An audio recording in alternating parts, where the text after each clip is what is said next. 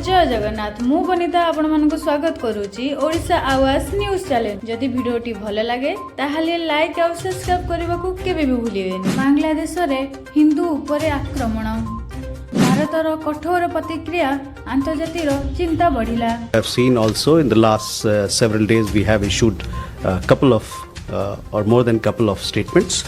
We have rejected the false narrative that has been projected in Bangladesh. Bangladesh रे हिंदू समुदाय उपरे बढ़ुथिबा हिंसा घटना को नहीं एबे गभीर अंतर्जातिक चिंता सृष्टि होईछि। भारत सरकार एही घटना गुडी को नहीं कठोर भाव में प्रतिक्रिया देइछन्ती एवं बांग्लादेश सरकार को हिंदू और अन्य अल्पसंख्यक समुदाय को सुरक्षा सुनिश्चित करने को संपूर्ण दायित्व नेवाकू आह्वान करिसन्ती। भारतर विदेश मंत्रालय कहिसन्ती जे बांग्लादेश रे हिंदू मानक उपरे होउथिबा हत्या लुंठ मारमार और धर्म आधारित आक्रमण को व्यक्तिगत विवाद कही अणदेखा करा भूल। यह अपराधी मानक आहुरी साहस देउछि। निकटर हिंसा घटना गत किछि दिन मध्य बांग्लादेशर विभिन्न अंचल हिंदू मानक उपरे आक्रमण और हत्या घटना सामना को आसी। केतक मामला रे हिंदू युवकों को निर्मम भाव में पिटी पिटी मारी दिया जाउथिबा अभियोग रही।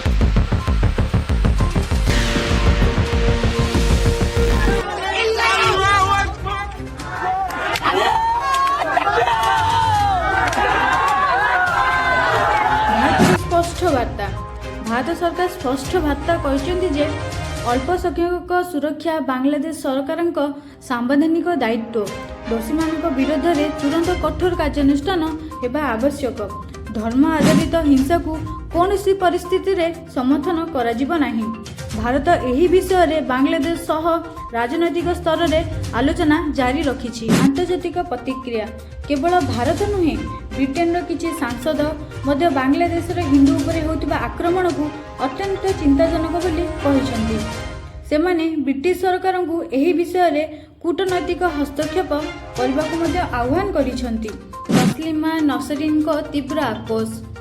बांग्लादेश प्रसिद्ध लेखिका तथा निर्वासित लेखिका तस्लिमा नसरीन कहिसंती बांग्लादेश रे हिंदू मानक परिस्थिति बहुत खराब। धार्मिक मौलवादी माने आहुरी सक्रिय होउछन्ति। भारत बांग्लादेश संपर्क रे प्रभाव एही सबु घटना मध्य रे बांग्लादेश किछि भारतीय सहर रे भिसा सेवा स्थगित रही जहाकू दुई देश मध्य बढ़ुवा टणापोड़ार संकेत भाव में देखा जाउछि। बांग्लादेश रे हिंदू उपरे आक्रमण एबे केवल आभ्यंतरीण विषय रही नाही, यह जातीय स्तर रे चिंतार कारण होइछि। भारत सह अन्य देश माने मध्य चाहुचन्ति जे बांग्लादेश सरकार तुरंत कठोर पदक्षेप नै अल्पसंख्यकଙ୍କ सुरक्षा सुनिश्चित करंतु।